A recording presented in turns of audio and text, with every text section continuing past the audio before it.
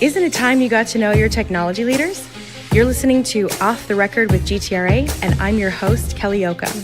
So grab your coffee or cocktail and join us for our casual yet intimate and thought-provoking expose on our top council members, ambassadors, technology innovators, and thought leaders. Thank you for tuning in to today's Off the Record with GTRA. I'm very excited to introduce today's guest, Wade Woolwine, Director of Breach Detection and Response Services of Rapid7. Thanks for joining us, Wade. Thank you very much for having me, Kelly. It's a pleasure to be here. I'd like to kick things off getting to know more about your personal story and what's probably a little unknown, interesting fact. Didn't you start learning code when you were just a kid? Yep, just a kid. My father brought home our first family computer. It was an Apple IIe, for those of you who remember the big keyboard that was the box and the green screen that sits on top. And it happened to come with a book on BASIC. So I started playing around with that particular book, writing the lines of code with the go-to statements and the line numbers and so on and so forth. That kind of started everything for me. From there, we had several other computers. I had several other initiatives that I went on. But certainly from there, as I got older and gained a little bit more control of the phone line, I ran one of the only BBS services in France. Now, this was not your traditional bulletin board service. This was an underground kind of forum, but it was really great experience. That bank of modems sitting behind my door and the BBS server running in my bedroom was pretty fantastic. And that was kind of my first foray into security. From there, I went on to do some I would consider it black hat or gray hat, depending on how you look at it, security testing, penetrating systems, so on and so forth. And then I was fortunate enough to get jobs where people actually paid me to do it. So that was pretty fantastic. And then, of course, over time, breaking into systems, it doesn't really keep the interest for that long. So I turned over to the other side. I started watching networks, watching for attacks, defending customer environments.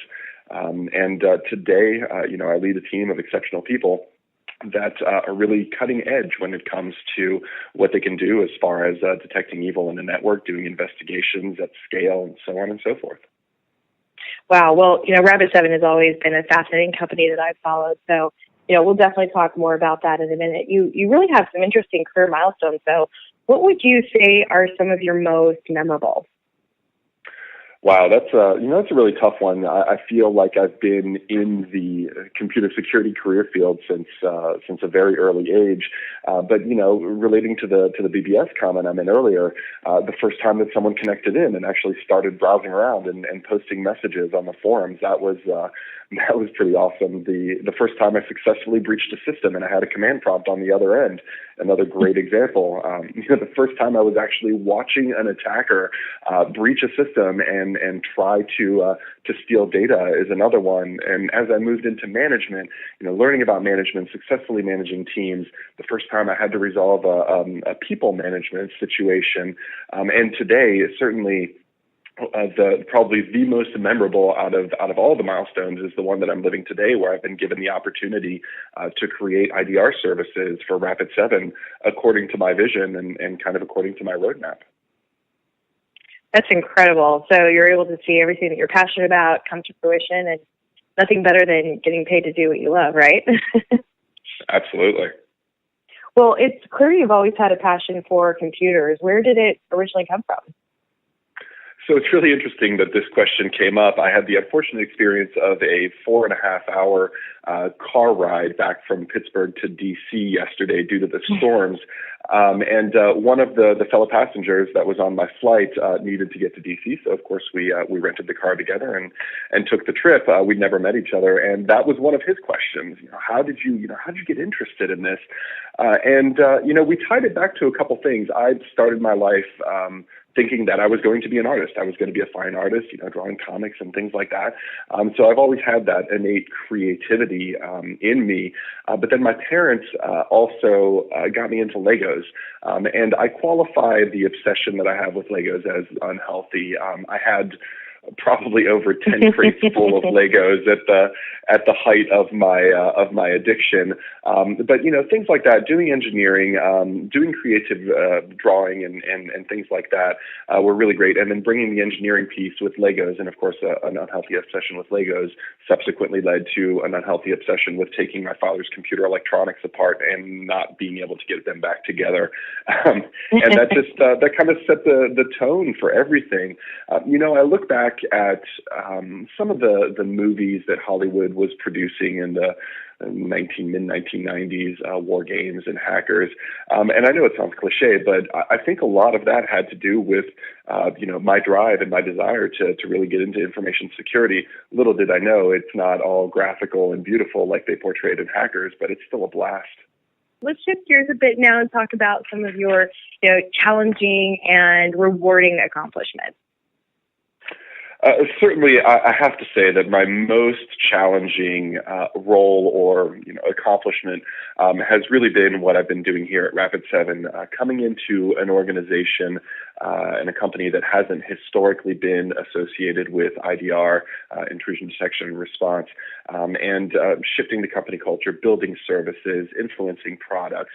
Has really been quite a significant challenge. A lot of sleepless nights, a lot of 24-hour days, but it's really been exciting. Now, from the challenges perspective, let's face it, there have been a number of them. But, as any good leader will tell you, surrounding yourself with the right people alleviates a lot of those challenges. And the team that we have here at Rapid7 is they're absolutely incredible. Not only are they smart, but they're insanely dedicated to really changing the way that we look at threat detection, that we look at incident response. And regardless of the discipline that they're in, whether they are consultant, hands-on keyboard, or strategist around threat intelligence, they all have that same drive. And again, with most managers and most leaders, I think one of the challenges is really embodying a healthy environment for the folks that work with us. And for me, there are a couple things that I always keep in mind in interacting and trying to create that environment for my people. And the first one is people are always first. I mean, it is absolutely important for organizations to realize that the people power is really what drives the success for the organization. And when I talk to my folks, they always come to me and they're like, oh, I have an appointment for my wife, or I have to take the kid to do, whatever it is. For me, it's always carte blanche. Go do it. Jobs are going to come and go. I'm grateful that you were here, and I'm grateful that we're driving against this together. But you may not be at Rapid7 for the rest of your life. However, you will be within your family for the rest of your life. So it's important for organizations to realize that they need to provide that flexibility for their people to do what they need to do. The next thing that I always keep in mind is my goal is to develop people. I want for individuals who join the team, when they decide to go somewhere else, when they decide to take the next step in their career, I want them to leave here better than they got here. So constant professional development, constant coaching, constant feedback is really what I try to provide. This next one is really interesting. I'm sure a lot of people will relate to it. Project management is probably the worst thing ever, but it is something that absolutely has to be done. At the beginning of the year, everyone goes through setting the strategy and deciding what they're going to work on. But far too many people stop there. They don't engage with more traditional project management approaches to make sure that milestones are defined, that there's a roadmap in place, and so on and so forth. And then last but not least, and this is something that my team will tell you that they hear from me at least 17 times a day, you need to invest your time in solving problems. If you are a creative person and you have a drive, you need to position your ideas as solving problems, because putting in an effort without a problem statement is time wasted.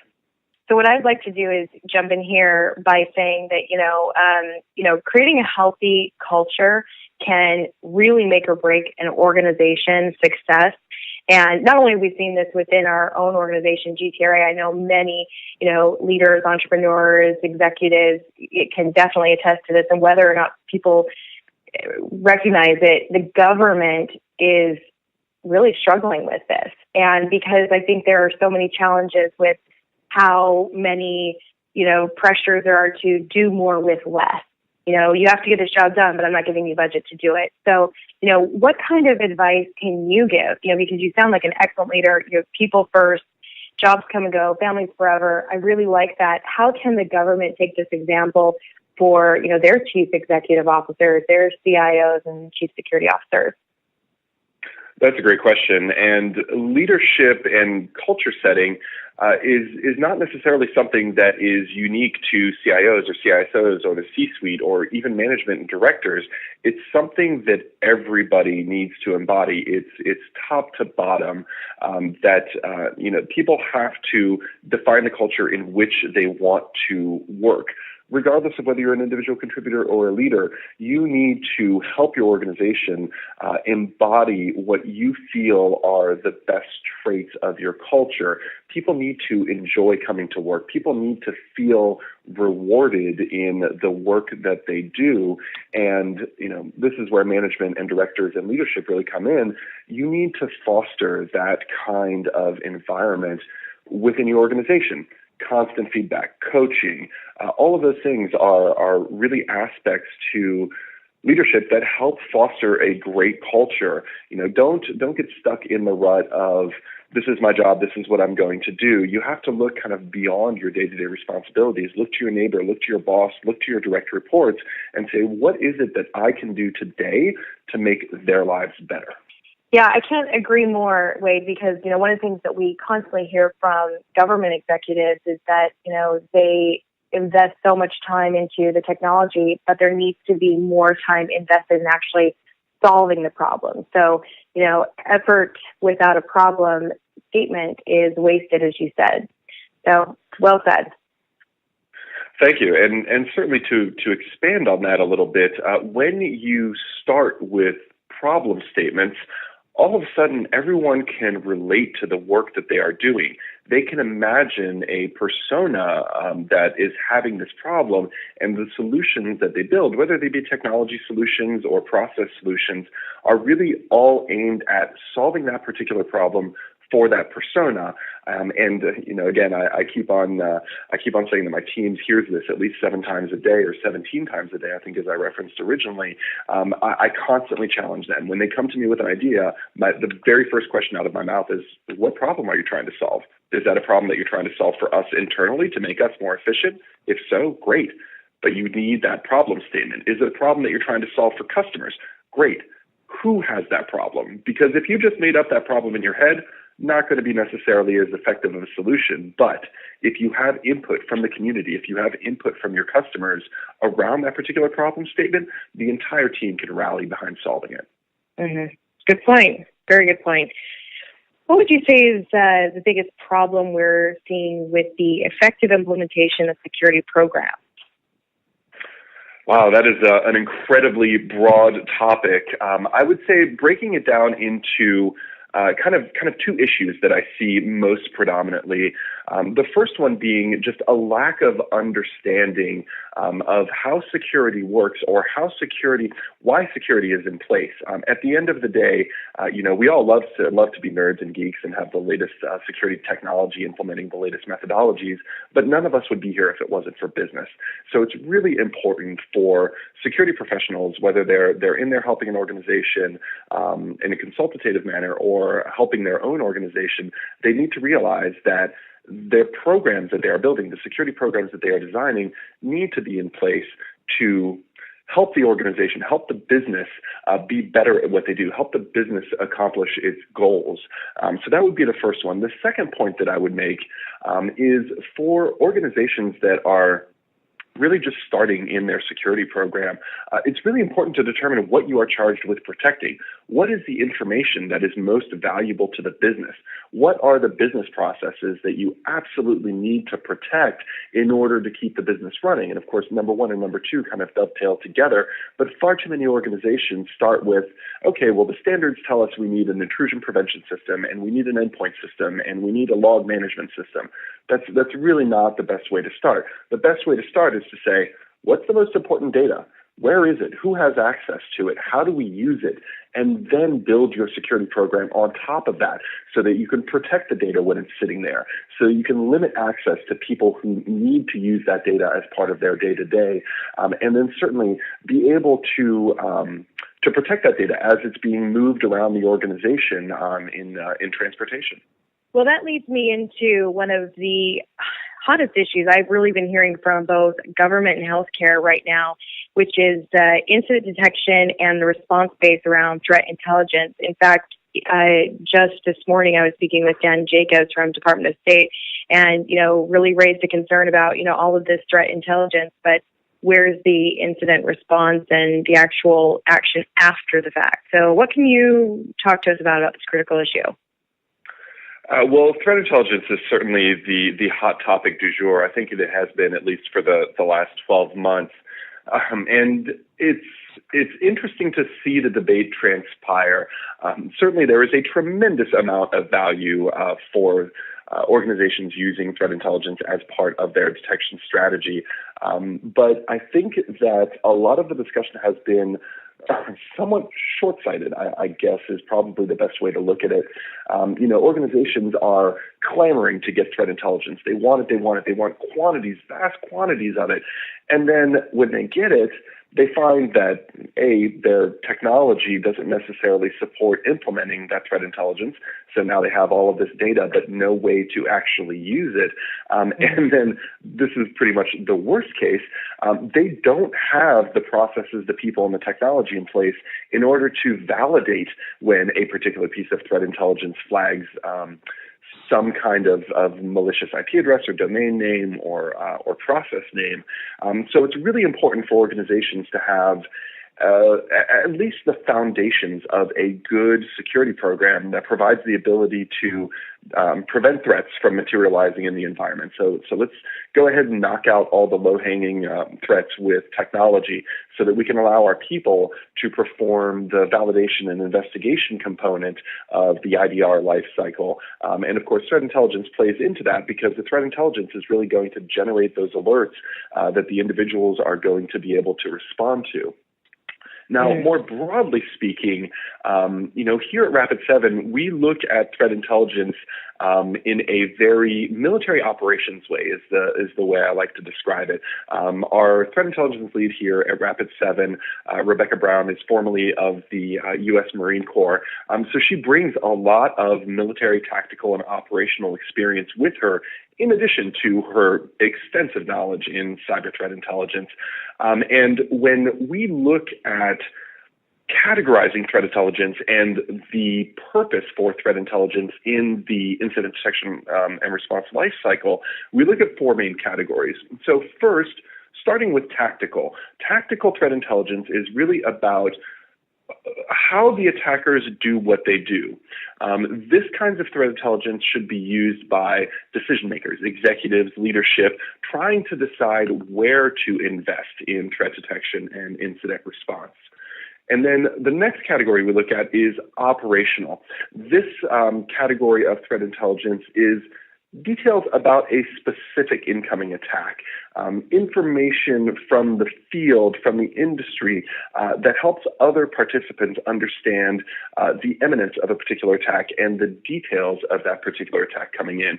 And here, the usefulness of operational threat intelligence can be either at the individual contributor level so that they can understand what's coming at them and prepare for it. But by the same token, this kind of information should really be used, again, by leadership and executives trying to decide where to make investments in the IDR lifecycle. The next category that we look at is a strategic threat intelligence.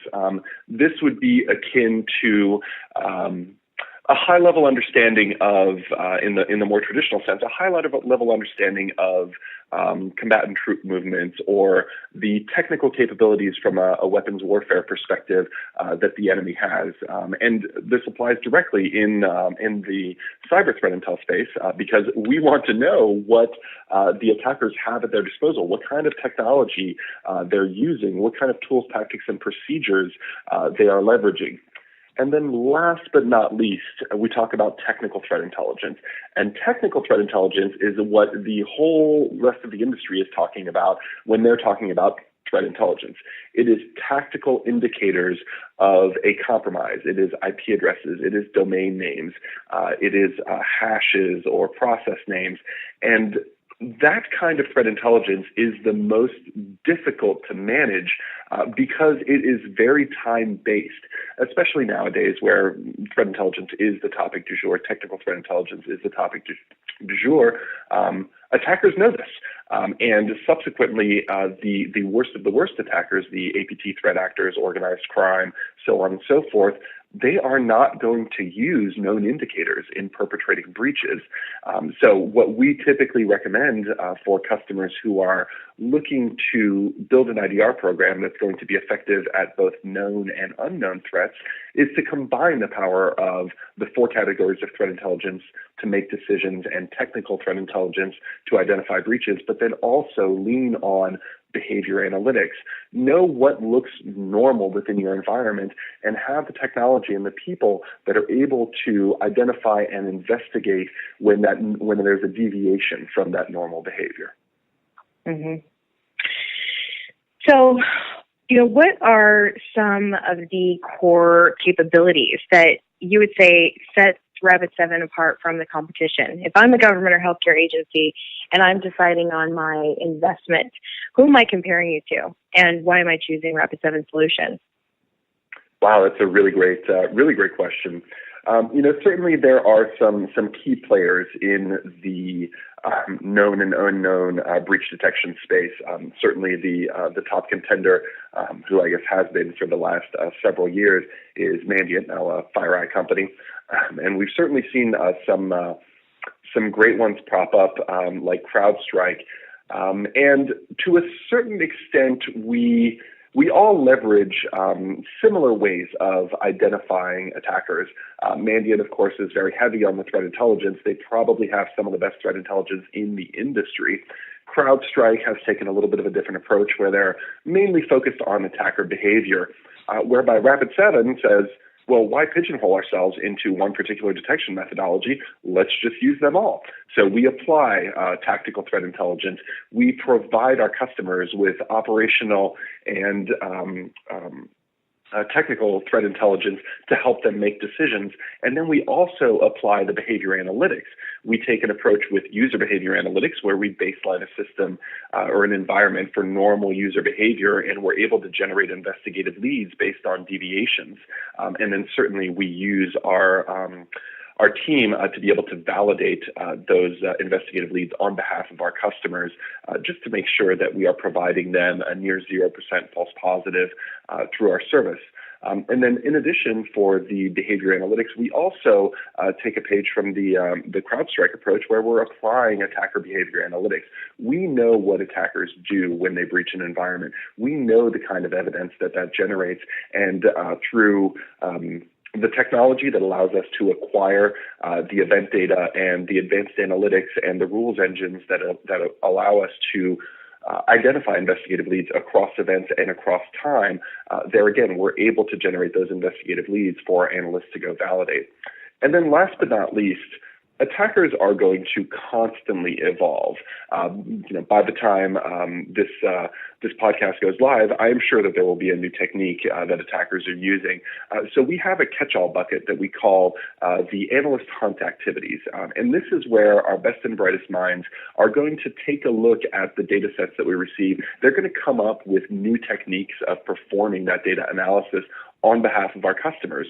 So at the end of the day, we're not tied to a specific detection methodology. We have the experts in order to go and validate true positives from false positives. And last but not least, we have a world-class incident response team that is capable of investigating a breach across your entire enterprise, whether you are a small business or a global business. We have the technology that gives us the reach down to your endpoints in order to effectively investigate and effectively scope breaches on your behalf.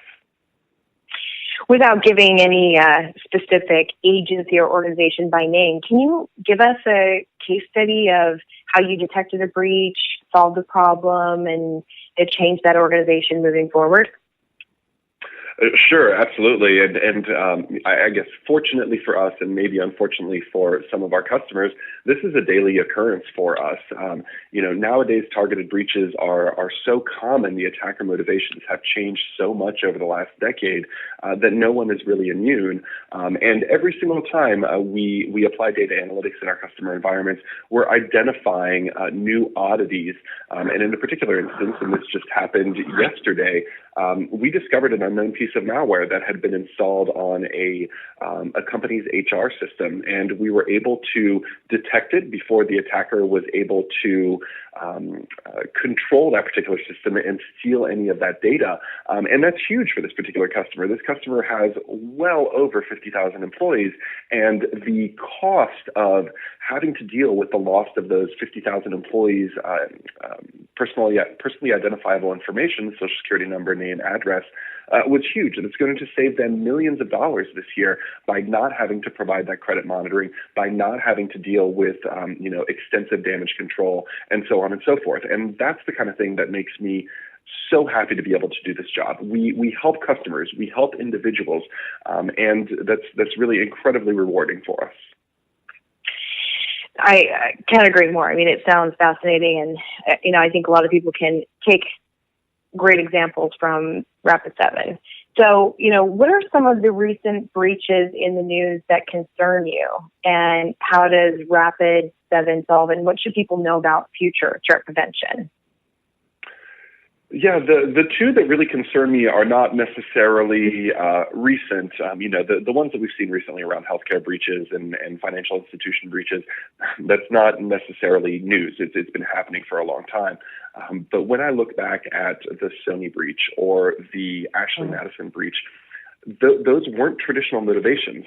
That was a clear shift in the way that attackers are working, because there was no data to be stolen. There was no money to be made on the black market. The motivations for the attackers in those two particular cases were simply to defame the particular company, to ruin those companies' reputation. In the Sony case, well, it's a little bit hard to ruin Sony. They're a huge enterprise. But in the Ashley Madison case, that was a huge hit. Not only that, but for the individuals who had their information disclosed as part of that breach, let's put ethics aside, that's a huge problem for them.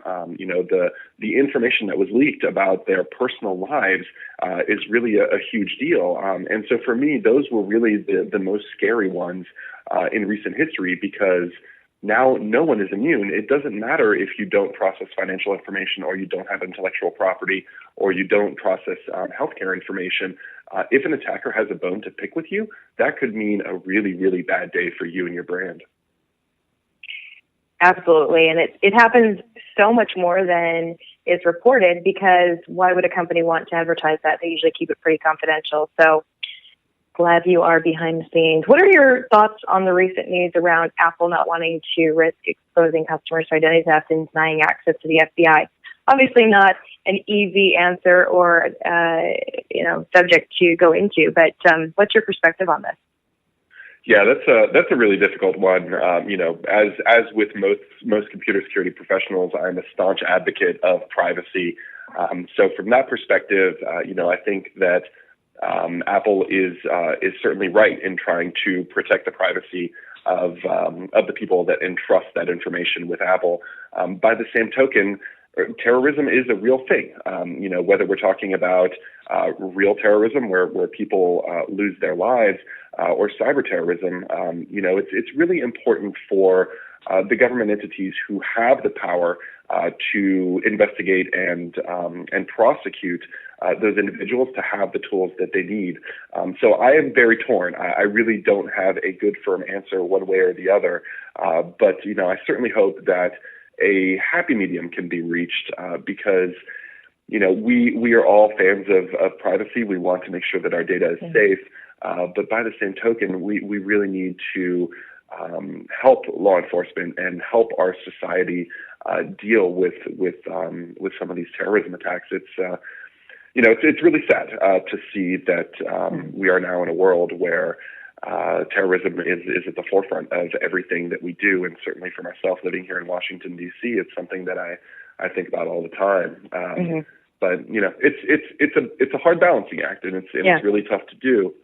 So sorry for the non-answer answer. No, it's a good answer. I mean, the reality is that I think the average person can look at a situation like this and say, why can't the two just get together and collaborate and figure it out confidentially while protecting privacy and solving it all? But obviously, if it were that simple, they would already be doing it, which I'm sure they are on some level behind the scenes. But it really brings to the forefront, so many of those other issues that are not in the news, where you have a balance of trying to protect privacy while trying to have that threat intelligence and be able to prevent the next attack.